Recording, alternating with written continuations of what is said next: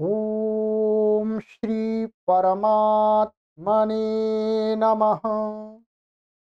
ओम श्री गुरुभ्यो नमः। ओम श्री ऋषिभ्यो नमः। सर्वेभ्यो नमः।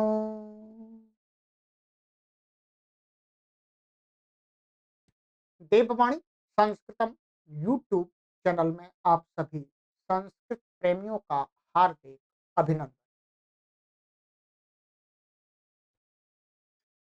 मित्रों, सरल संस्कृत शिक्षा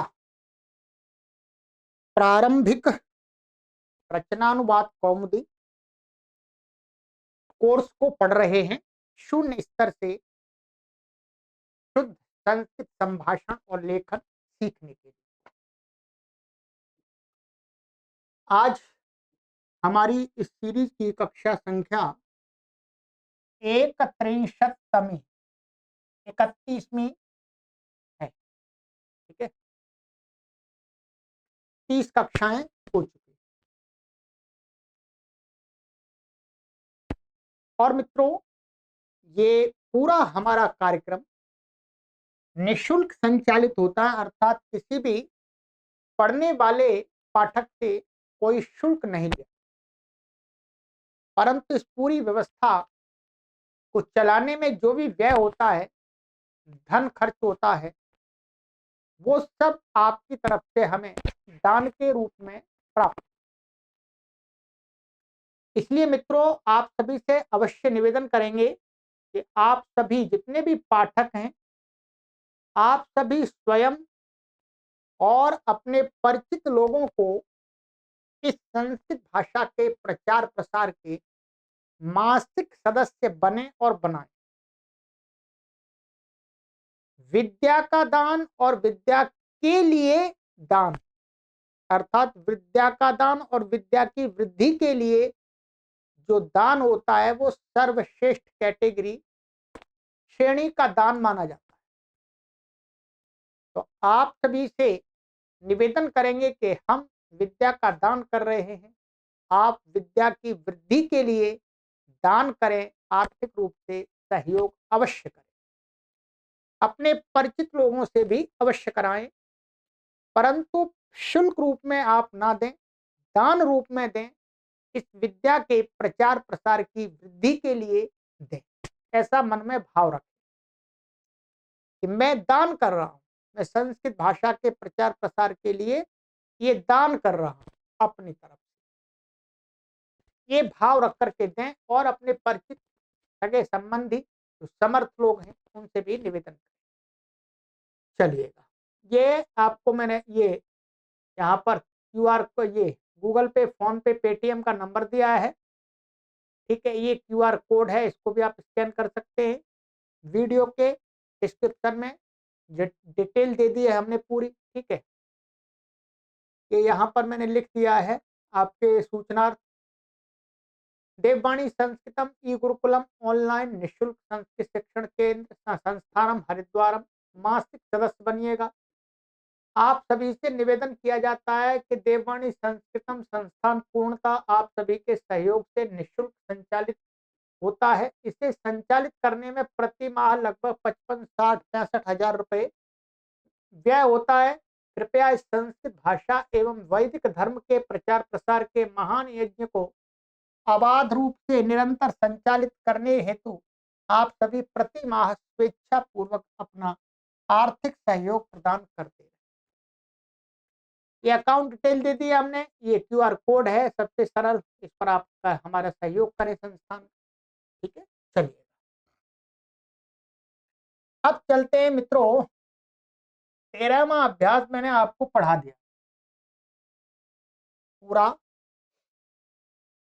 इसका नियम पढ़ाए थे आपको और इसका गृह कार्य आपको मैंने दिया। ये गृह कार्य दिया था, मिलान करने के लिए वीडियो का लिंक भी वीडियो के डिस्क्रिप्शन में जो पिछली कक्षा थी उसमें रख दिया है, वहां से आप ले सकते अब आइएगा, अब मैं आपको गृह कार्य का मैं मिलान करा देता हूं, ठीक है। मिलान अर्थात मैं आपको इनको ये वाक्य थे, इनको संस्कृत में बना देते हैं। चलिए आइएगा, संस्कृत बनाओ का नंबर 1, बीजों से अंकुर उत्पन्न होते हैं। बीजेभ्यः अंकुराः जायन्ते अथवा उद्भवन्ति, कुछ किसी भी धातु को प्रयोग कर सकते हैं। प्रजापति से प्रजा उत्पन्न होती है, तो प्रजापतेः प्रजाः उद्भवति अथवा जायते। ये ध्यान रखें, प्रजा एक वचन में ही रहेगा, प्रजा है, प्रजा एक वचन में रहेगा।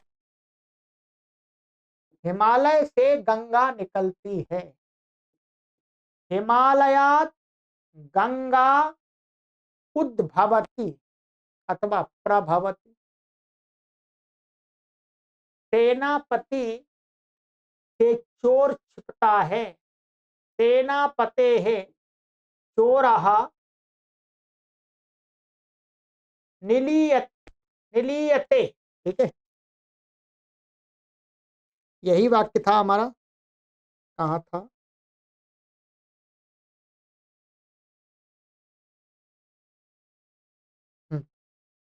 निलीयते, सेनापते है चोरः निलीयते।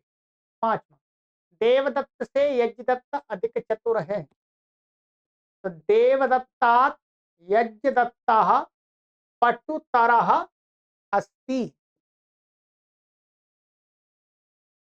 पटुतरः का ही प्रयोग दिया था इसमें। हाँ, धन से विद्या अधिक अच्छी है, धनात् विद्या गुरुतरा अस्ति। मैं गुरु के पास से यहाँ आ रहा हूँ, अहम गुरोः समीपात् अत्र आगच्छामि।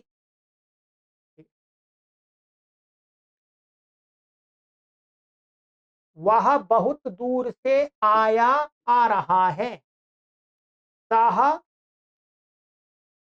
बहुदूरात् बहुदूरात् आगच्छति।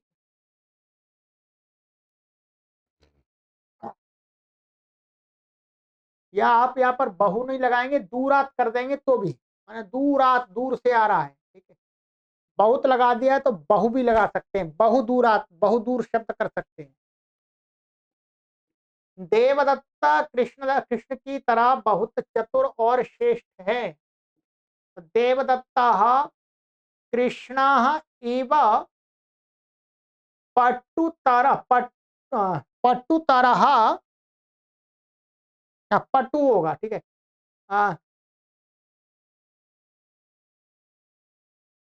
पटुः श्रेष्ठः च अस्ति, ऐसा हो,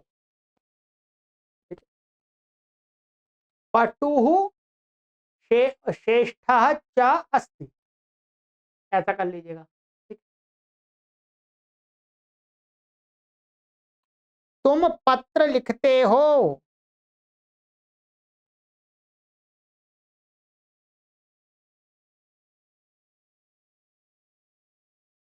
त्वम पत्रम, अच्छा तुम पत्र लिखते हो तो लिखो, नहीं तो यहां से हटो। त्वम पत्रम लिखसि चेत लिख, नो चेत इतः गच्छ। ये हो गया आपका क, अब आ जाइएगा ख, ठीक है।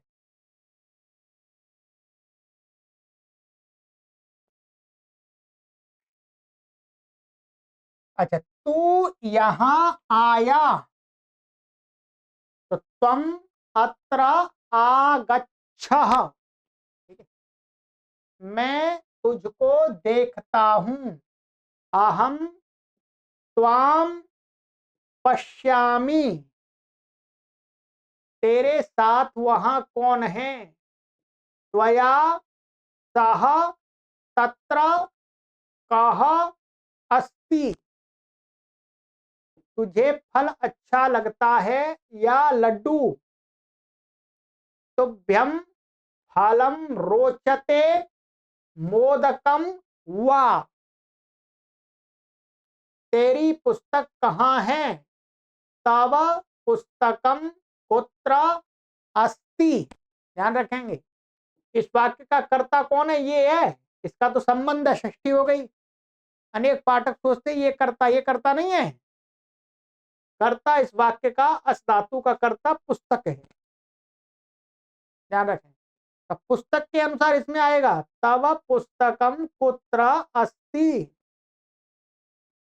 ग वह काम करे, सह कार्यम कुर्यात्। तू काम कर, त्वम कार्यम कुर्याः। विधिलिंग का प्रयोग करेंगे, ठीक है। मैं भोजन करूं, अहम भोजनम कुर्याम। वह काम करेगा, सः कार्यम करिष्यति। तू भोजन करेगा, त्वम भोजनम करिष्यसि। मैं स्नान करूंगा, अहम स्नानम करिष्यामि। ठीक है, चलिएगा, ये वाक्य मैंने आपको बना दिए। अब ख के वाक्यों को द्विवचन और बहुवचन में बदलना था और ग को बहुवचन में। चलिएगा, पहले ख के द्विवचन में बदल लेते, इनके द्विवचन में, ठीक है। युवाम अत्र, ठीक है, तो यहाँ आगच्छतम, आगच्छतम नहीं, ठीक है। युवाम अत्र आगच्छतम। आवाम त्वाम पश्यावः, पश्याव द्विवचन में। तव सह तत्र कौ स्तः, इसमें नहीं लगाएंगे, इसमें लगाएंगे केवल, ठीक है, जो करता है। तुझे फल, तो यहां पर तुभ्यम फलम, फले रोचेते, द्विवचन में रोचेते बनेगा। क्या बनेगा? रोचेते। ये मैंने आपको बताया नहीं था, द्विवचन में यहां पर क्या बनेगा? रोचेते। तो तुभ्यम फलम, फले द्विवचन है, फले रोचेते मोदके, कैसे? मोदके वा, ठीक है। इसमें भी द्विवचन कर सकते हैं यदि चाहे तो।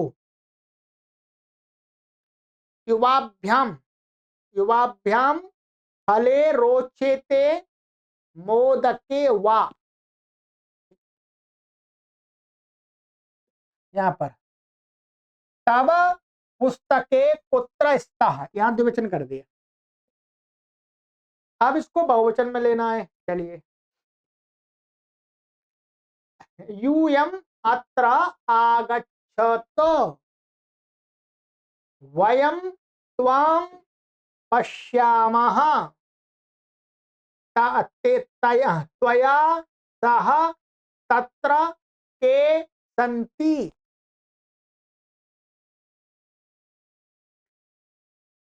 तुभ्यम फलानि रोचन्ते, इसमें रोचन्ते बनता है बहुवचन में। क्या बनता है?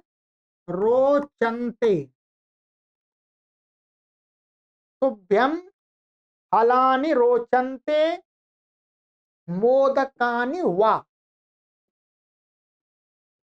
तव पुस्तकानि कुत्र सन्ति। ये हो गया। इसके अलावा इसमें भी आप बहुवचन कर सकते हैं, द्विवचन लगा के कर सकते हैं इनमें, ठीक है। पर जहां मुख्य रूप से हमें जहां पर फोकस करना है वो मैंने बताया। यदि आपने इनमें भी द्विवचन बहुवचन कर दिया है तो कोई परेशानी नहीं है, गलत नहीं है, सही है, ठीक है। चलिएगा, अब ग के वाक्यों को बहुवचन में बदलना है, ठीक है। ये क्या लिखा था यहाँ? ग के वाक्यों को बहुवचन में, इतना ही कार्य था।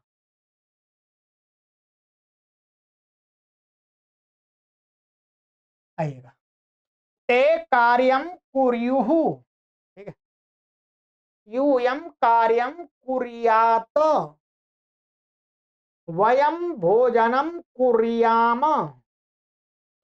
ते कार्यम करिष्यन्ति, यूयम भोजनम करिष्यथा, वयम स्नानम करिष्यामः। बना दिए? चलिएगा, बहुत सुंदर। बस इतना ही कार्य था, बाकी कार्य तो आपका था, वाक्य बनाने का बनाए होंगे आपने। अब आ जाइएगा, अब हमारा अभ्यास हो गया 14वां आ गया, ठीक है जी। सरल है, कठिन नहीं है, थोड़ा आएगा जगह जगह बीच में, बाकी सरल है। अब जल्दी जल्दी से कोशिश करेंगे आपको ये कुछ, मैंने इतना काम तो आराम से कर सकते हैं। अब सप्ताह में हमने 3 बार क्लास कर दी है, पहले 4 बार हो रही थी, ऐसे तो आप अपने अनुसार पढ़ सकते हैं, परंतु अब हमने सप्ताह में आपको 6 दिन होते हैं, एक दिन तो रविवार होता है, 6 दिन होते हैं, उनमें आपको एक दिन के गैप से कक्षा दे रहे हैं। तो एक दिन में, वो 2 दिन में आप एक कक्षा तो पढ़ सकते हैं अच्छे से, इसलिए मैंने किया है। चलिए, और आपके पास में अधिक समय है तो आप हमसे संपर्क कर लीजिएगा, हम आपको और भी पढ़ने की सामग्री दे देंगे, ठीक है। शब्दकोश 260 शब्द आपको पढ़ा दिए, ठीक है जी। 20 और पढ़ाएंगे, 280 हो जाएंगे। चतुर्दशः अभ्यास, 14वां अभ्यास। तो अस्मद माने मैं, ये सर्वनाम है, ये तो आपको पहले ही बता दिया था, ठीक है। छात्राः विद्यार्थी, आपको पता है। अन्नम अन्न, अन्न जो होता है। निमित्तम कारण, कारणम कारण, हेतु कारण, ये सभी शब्द आपको पते हैं, सभी पता है, आप प्रयोग करते हैं, हेतु भी करते हैं, कारण भी करते हैं, निमित्त भी करते हैं, अन्न भी बोलते हैं, छात्र भी बोलते हैं। बस जहां विसर्ग आदि जो लगना है वो लगा दीजिएगा, ठीक है। 6 शब्द हो गए। ग, अव्यय, अव्यय बहुत महत्वपूर्ण होते हैं संस्कृत संभाषण के लिए। स्म, भूतकाल बोधक, ये अव्यय है।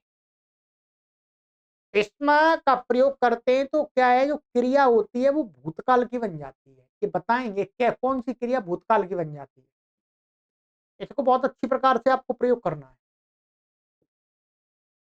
इसका अर्थ भूतकाल होता है ऊपरी, ऊपर,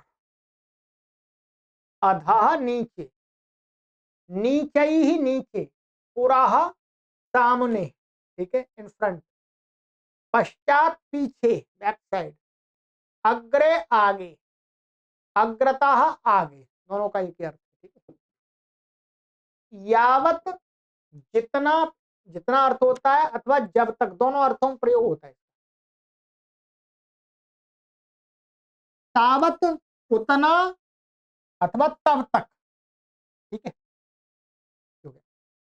इयत, इतना, ठीक है। इयत ये अव्यय है, ये सभी अव्यय। कियत, इतना, ये बहुत संभाषण में प्रयोग होने वाले अव्यय हैं, इनको लिखते जाइएगा जो मैंने आपको बताया था। घ, ये विशेषण है। श्रेष्ठ, श्रेष्ठ, पटुतम, सबसे अधिक चतुर। तो ये क्या है, ये तीनों लिंगों में चलेंगे।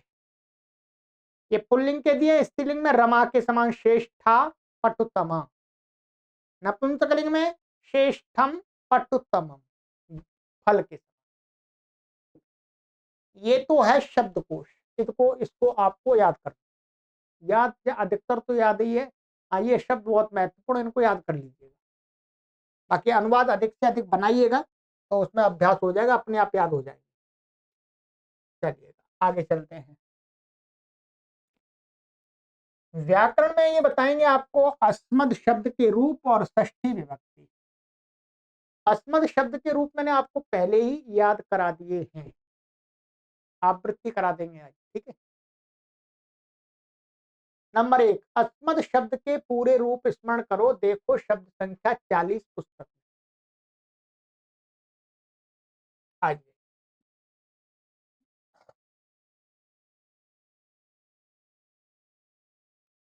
ये मैंने आपको पहले याद करा दिए हैं, ठीक है।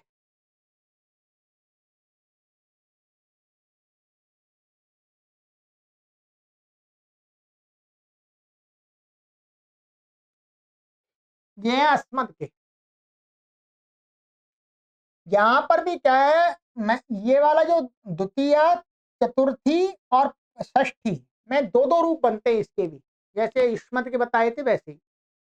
पहले मैंने दूसरा वाला रूप याद नहीं कराया था आपको, अब दूसरा भी करा दूंगा, वैसे ही है बिल्कुल, ठीक है।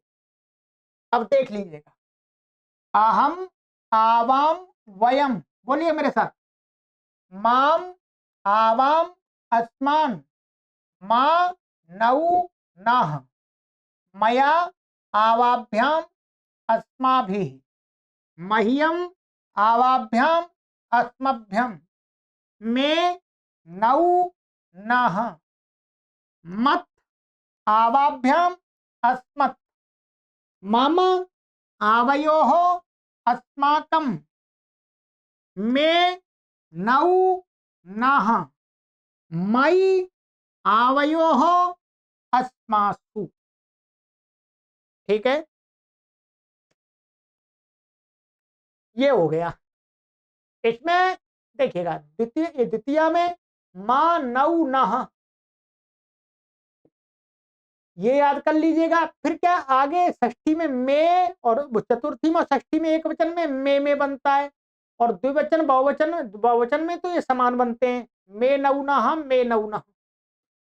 इनका भी संस्कृत साहित्य में प्रयोग होता है, इसलिए इनकी जानकारी रखनी चाहिए। चलिए, ये हो गया। चलिए, तो याद है आपको पहले से। अब अब आज से इस अभ्यास से षष्ठी विभक्ति के नियम आरंभ हो रहे हैं। षष्ठी विभक्ति कहाँ कहाँ होती है, अब तो समाप्त होने वाला है, ध्यान रखिए। पंचमी व्यक्ति हो, प्रथमा, द्वितीय, तृतीय, चतुर्थी, पंचमी हो गई। आज षष्ठी और सप्तमी दो और बची हैं, वो भी करा देंगे, ठीक। संस्कृत भाषा में इतनी विभक्ति होती है, अब इनका फिर अभ्यास करिएगा आप।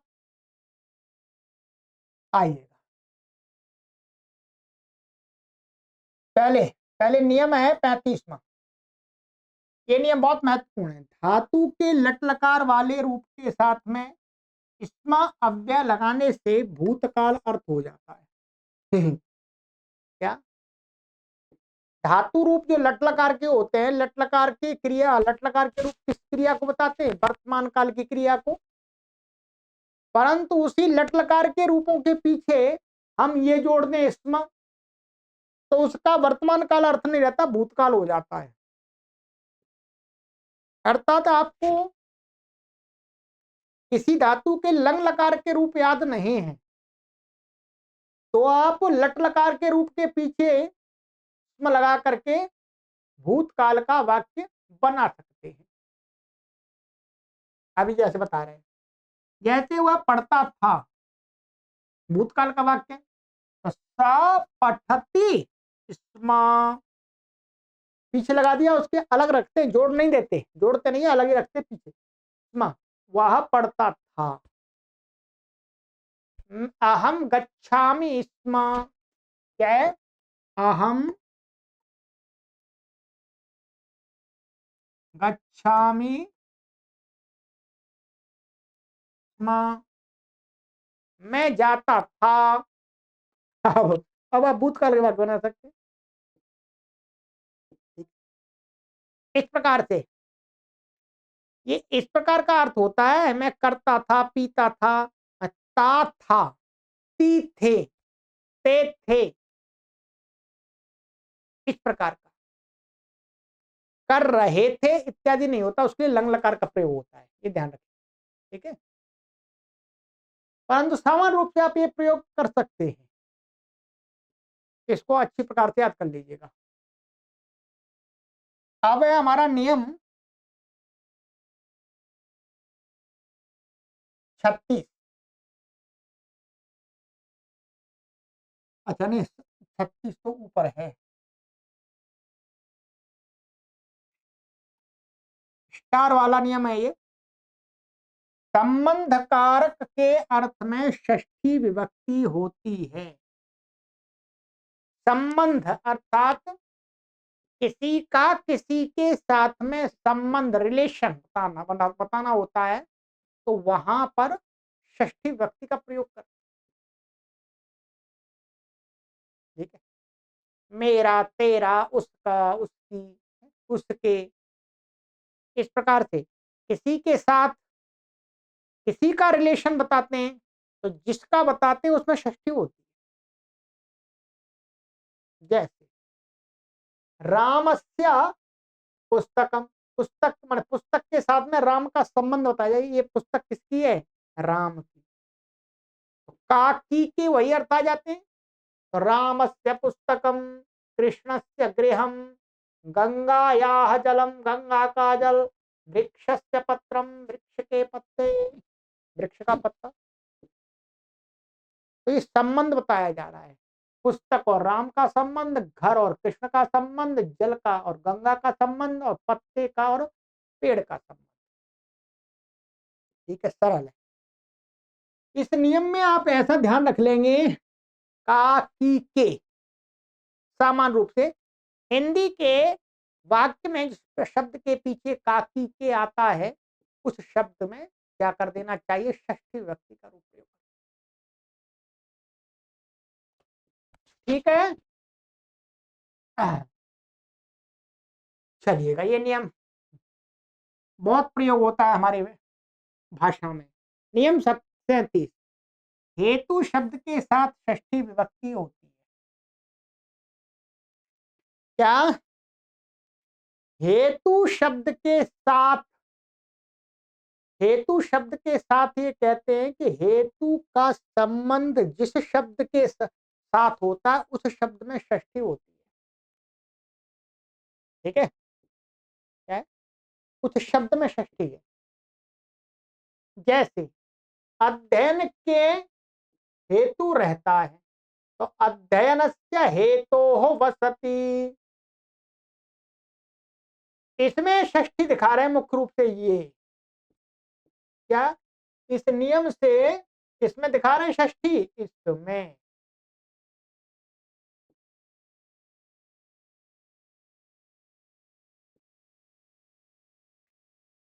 तो ये अध्ययन से षष्ठी हो गई। ये जो हेतु है,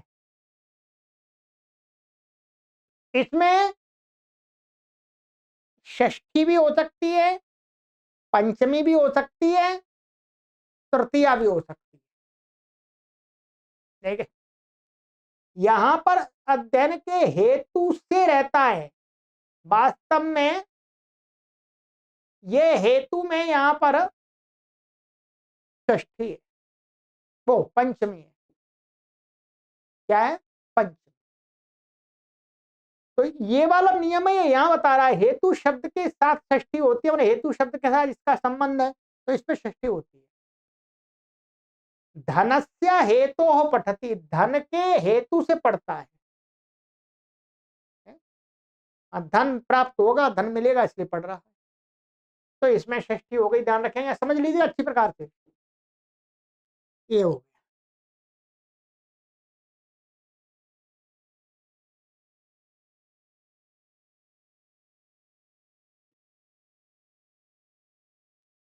नियम 38। निमित्त अर्थ वाले शब्दों, निमित्तक, हेतु, कारण, प्रयोजन के साथ प्राय सभी विभक्तियां होती हैं। अब ये बता रहे हैं कि निमित्त अर्थ वाले जो भी शब्द हैं, उनके साथ में जैसे निमित्त हो गया, हेतु हो गया, कारण हो गया, प्रयोजन हो गया, इनके साथ प्राय सभी विभक्तियां हो जाती हैं। क्या? सभी विभक्तियां हो जाती हैं। यहां पर ये कहते हैं कि इन शब्दों में कह रहे हैं, इन शब्दों में वह किस लिए पढ़ता है, स किम निमित्तम पठति। यहां पर इसमें क्या होगी, द्वितीया हो गई। प्राय सभी विभक्तियों का तात्पर्य है कि द्वितीय, तृतीय, चतुर्थी, पंचमी, षष्ठी, सप्तमी। प्रथमा को मतलब नहीं, प्रथमा की आवश्यकता नहीं है। सा किम निमित्तम पठति, ये क्या है, ये तो सर्वनाम है, इसका सर्वनाम है, इसलिए ये तो ये आ रहा किम, ये नपुंसकलिंग है, निमित्तम, तो इसमें द्वितीया हो गई। इसके साथ इसमें सर्वनाम में वही विभक्ति होती है जो वो सर्वनाम जिसका होता है उसमें जो विभक्ति और लिंग होता है। केन निमित्तेन, कस्मै निमित्ताय, कस्य हेतोः, कस्मात् कारणात्, केन प्रयोजनेन वा पठति। अर्थ सभी का वही आएगा निकल। ठीक है, यहां षष्ठी हो गई, ठीक है, और यहाँ पंचमी का इन्होंने उदाहरण नहीं दिया, पंचमी का यहाँ कारण शब्द से दे दिया, यहाँ हेतु हो। पंचमी और षष्ठी में यही रूप बनता है, हेतु। ठीक है, हेतु ही बनता है। तो कस्मात हेतु हो, ऐसा भी हो सकता है, क्या, कस्मात हेतु, तो ये हो गया। तो अब ये जैसे ये सभी व्यक्तियां किन में है, ये निमित्त अर्थ वाले शब्दों के साथ, न शब्दों के साथ, शब्दों में कह रहे हैं मुख्य रूप से। ठीक है, तो यहां ये था कि हेतु शब्द का संबंध जिसके साथ होता है उस शब्द में षष्ठी होती है, और यहां हेतु अर्थात निमित्त के पर्यायवाची शब्दों में सभी विभक्तियां हो जाती हैं। ये बात आपको मेरी बार बार रिपीट से सुन लीजिएगा, मैं बार बार इसलिए रिपीट कर रहा हूं कि आप ध्यान से सुने, थोड़ा इसमें कंफ्यूजन होता है, ये कंफ्यूजन आपका धीरे धीरे दूर होगा, ये भी बता दूं। ठीक है, धीरे धीरे आप अधिक से अधिक संस्कृत की सरल पुस्तकों को पढ़ेंगे और अनुवाद बनाएंगे तो अपने आप आपकी बुद्धि उसको समझने लगेगी। हो सकता है आज पहली बार इसमें कठिनाई हो सकती है आपको, मुझे पता है, मैंने भी पढ़ा है, मुझे भी आरंभ में जब सबसे पहले पढ़ा कठिनाई हुई, और अनेक पाठकों को मैं पढ़ाता हूं तो उसमें मुझे पता है कठिनाई होती है, पर घबराना नहीं है, धीरे धीरे आता है, एक बार समझने का प्रयास कीजिए। ठीक है, मैं इसलिए कह रहा हूं कि आप कहीं ऐसा ना सोचें हमारी समझ में नहीं, सबके साथ ये बात होती है, कुछ चीजें ऐसी होती हैं समझने में उनको सबके साथ में थोड़ी परेशानी होती है, पर वो समझ में आ जाती है। ये हो गया, चलिए अब स्टार का नियम है 39वां। स्मरण अर्थ की धातुओं के साथ भेद पूर्वक स्मरण कर्म में षष्ठी होती है। स्मरण अर्थ की जो धातुएं हैं उनका जब वाक्य में प्रयोग करते हैं तो जो वाक्य में उनका जो कर्म बनता है, कर्म, उस कर्म में द्वितीया होती है वैसे कर्म में, पर कह रहे नहीं, षष्ठी होती है, परंतु कब, उस वाक्य में खेद पूर्वक स्मरण किया जा रहा हो, प्रसन्नता के साथ में नहीं, खेद मन दुख के साथ।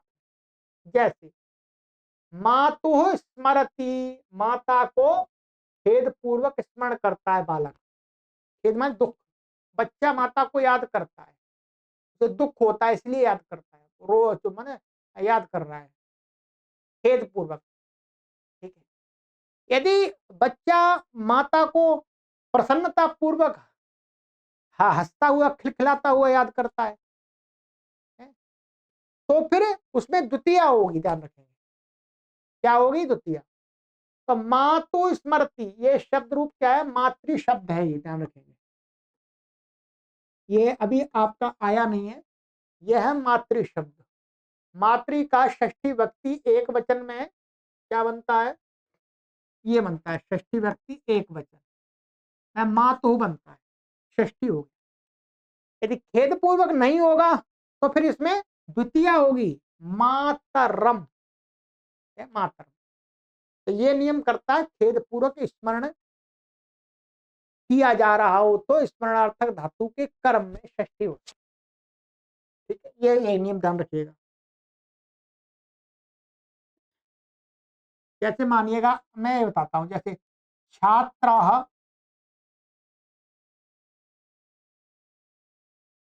गुरुम स्मरति। अब यहाँ पर छात्र गुरुजी का स्मरण कर रहा है, तो खेद पूर्वक नहीं कर रहा, आराम से, हाँ गुरुजी आज आएंगे, गुरुजी पढ़ाएंगे, इस प्रकार से कर रहा है स्मरण। तो यहाँ द्वितीय ही होगी स्मरति धातु के साथ में भी, ठीक है। और यदि गुरुजी मर गए हों, कभी मर भी जाते हैं गुरुजी, तो मर गए हो तो फिर विद्यार्थी गुरुजी को याद कर रहा हो, अरे गुरुजी तो बहुत अच्छा पढ़ाते थे तो फिर षष्ठी होगी फिर क्या होगी, षष्ठी होगी। मैं वास्तविक स्थिति बता रहा हूँ, ऐसा नहीं है मैं कह रहा कि गुरुजी मर ही जाए गुरुजी मरे नहीं, तो बता रहा हूँ मैं, यहाँ पर षष्ठी भी हो सकती है जब गुरुजी मर जाएं तो उनको याद करें, अथवा गुरुजी का ट्रांसफर हो जाए, कोई गुरुजी अच्छे पढ़ाते हो, है अच्छे पढ़ाते हो, उनका ट्रांसफर हो जाए, तो वो विद्यार्थी वहां के उनको गुरुजी को याद करें दुख पूर्वक, अरे गुरुजी तो चले गए, कितना अच्छा पढ़ाते थे, अरे अब हमारा क्या होगा, तो फिर षष्ठी हो जाएगी, ठीक है। हर खेद होना चाहिए, स्मरण में खेद होना चाहिए, दुख होना चाहिए, तब होगी षष्ठी। अब मैंने आपको कई उदाहरण दे दिए, ठीक है। नियम 40, बहुतों में से एक को छांटने के अर्थ में जिससे छांटा जाए उसमें षष्ठी और सप्तमी दोनों होती हैं। इसको भी समझ लीजिएगा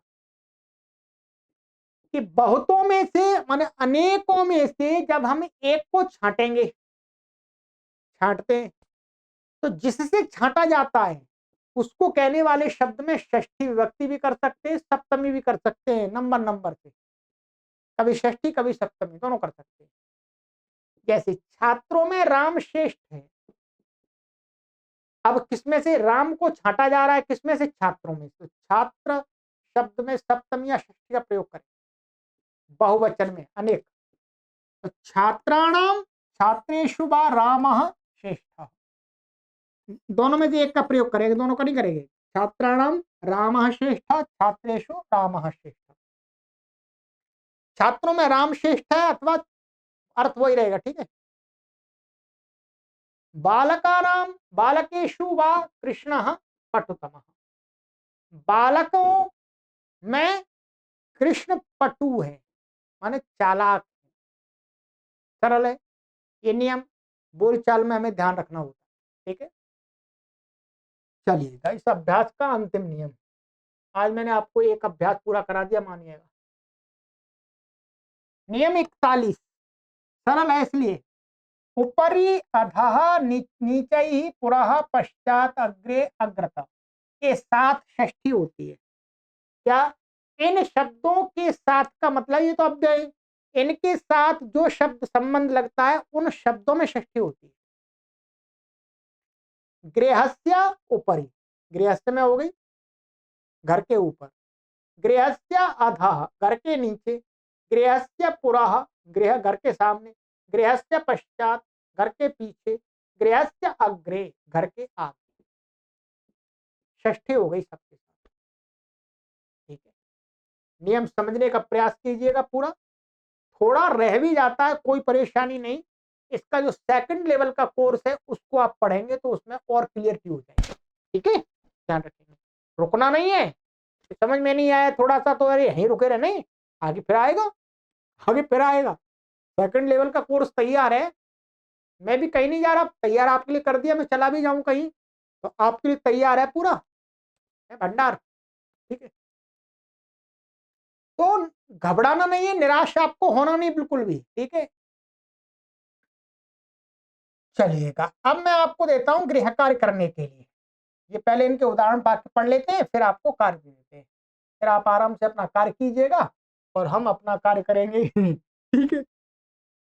हम अपना काम करने में लगे रहते हैं, हम ऐसा नहीं कि आपको पढ़ाने के लिए अभी आए हैं, फिर अपना काम करते हैं, सारे काम हमको तो करने होते हैं घर के भी कोई हमारे पास भी नौकर चाकर नहीं है, कोई आप सोचते हो कि अरे इनके पास तो नौकर होंगे, हमारे पास नौकर वो कर नहीं है, हमें अपने काम स्वयं करने पड़ते हैं और फिर ये पढ़ाने का और प्रचार का काम भी करना पड़ता है, मैनेजमेंट का भी काम करते हैं। ठीक है, चलिएगा।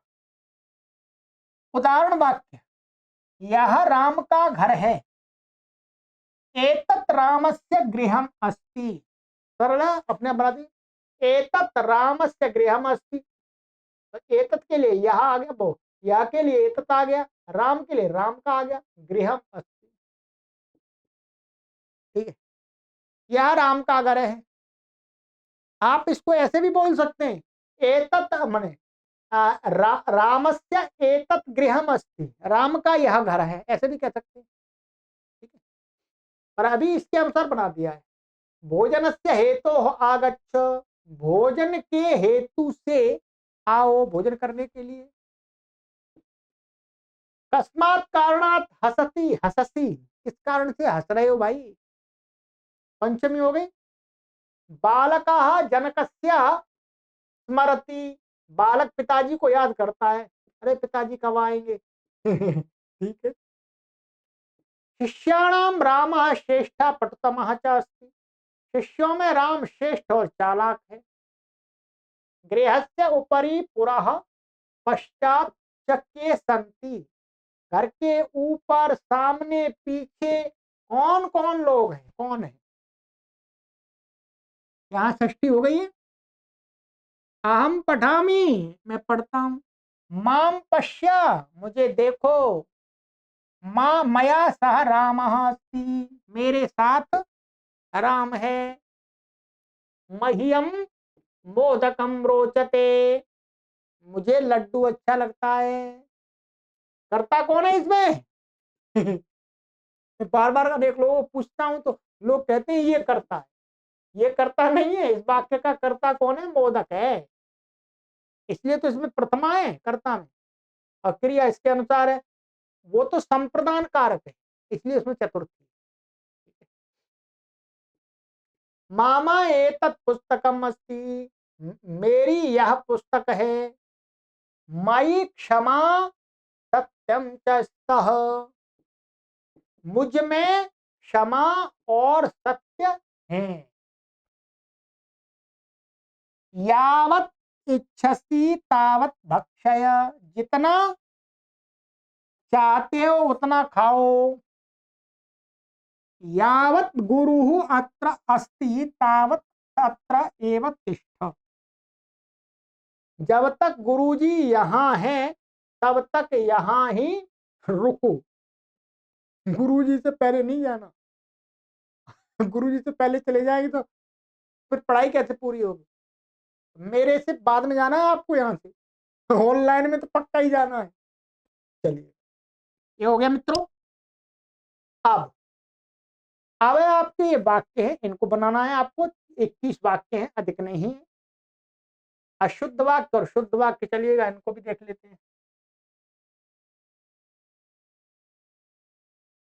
अध्ययनेन हेतुना वसामि, गलत हो गया। ये होगा अध्ययनस्य हेतोः वसामि, ऐसा होगा। यहाँ तो वास्तव में ये भी सही हो सकता है, ऐसी बात नहीं है, ये भी सही हो सकता है, तो परेशानी नहीं है, परंतु ये गलत है। इसमें तो जिस हेतु से, तो उसमें तो क्या होगी, षष्ठी ही होगी। मातरम स्मरति, गलत है। ये सही तो है वैसे, पर खेद पूर्वक स्मरण में सही नहीं है। खेद पूर्वक स्मरण में उस नियम से माँ तो स्मरति माने षष्ठी हो। कोई कह सकता है ये वाक्य तो सही है, वाक्य सही है, परंतु हम इस अभ्यास में पढ़ रहे हैं षष्ठी का। षष्ठी माने स्मरण पूर्वक खेद मानना पड़ेगा, तब षष्ठी ही होगी। कविभ्यः कालिदासः श्रेष्ठतमः, तो गलत है, ये क्या होगी, षष्ठी या सप्तमी होगी। कवीनाम कालिदासः श्रेष्ठः, अथवा या सप्तमी भी कर सकते, कविषु कालिदासः श्रेष्ठ। ये हो गया। चलिएगा, और क्या कार्य है, गृह कार्य। अब 4 अभ्यास का 2 ख को द्विवचन और बहुवचन में बदलो। तो जो ख के वाक्य हैं यहाँ पर, ये 17 से 21 5 वाक्य हैं, इनको बहुवचन में और द्विवचन में बदलना है, बदल लीजिएगा। ठीक है, और कुछ नहीं है। ख अस्मत् शब्द के पूरे रूप लिखो, ये पहले लिखा दिए हैं, आपको लिखने की आवश्यकता नहीं है। वाक्य बनाओ, ये शब्द दिए हैं, इनके आपको स्वयं वाक्य बनाने हैं और स्वयं ही मिलान करना। बाकी शेष गृह कार्य का मिलान करने के लिए इसी वीडियो के डिस्क्रिप्शन में मिलान करने की कक्षा की वीडियो का लिंक रख दिया है, अर्थात यहीं पर आपको मिल जाएगा डिस्क्रिप्शन में। नहीं मिलता है तो फिर व्हाट्सएप पर संपर्क कर लीजिएगा, ऐसे हम पहले ही रख देते हैं। तो वहां पर क्लिक करके गृह कार्य का मिलान कीजिएगा, फिर आगे की कक्षा में पढ़ेंगे 15वां अभ्यास। और अब क्या करेंगे, आप पीछे परीक्षा की तैयारी करना आरंभ कर दीजिएगा। जितने अभ्यास हमने आपको पढ़ाए हैं, अब 15, 16, 17 3 अभ्यास बाद आपकी परीक्षा होगी। क्या होगी? परीक्षा, ऑनलाइन परीक्षा होगी, आपको बता देंगे कैसे होती है। ठीक है, फिर परीक्षा की तैयारी पीछे से भी आरंभ कर दीजिएगा, देखना क्या क्या आपने अभी तक पढ़ा था। ठीक है, चलिए। और हमारे इस अभियान को निरंतर आगे भविष्य में चलाने के लिए आप इस हमारे संस्थान के मासिक आर्थिक दानी बन जाएं। हम आपको विद्या का दान कर रहे हैं, आप विद्या के लिए दान कीजिएगा। हम दोनों का दान श्रेष्ठ दान की श्रेणी में आएगा, और जिससे समाज का निर्माण होगा, अच्छे समाज का निर्माण होगा और संस्कृत भाषा का प्रचार प्रसार हो।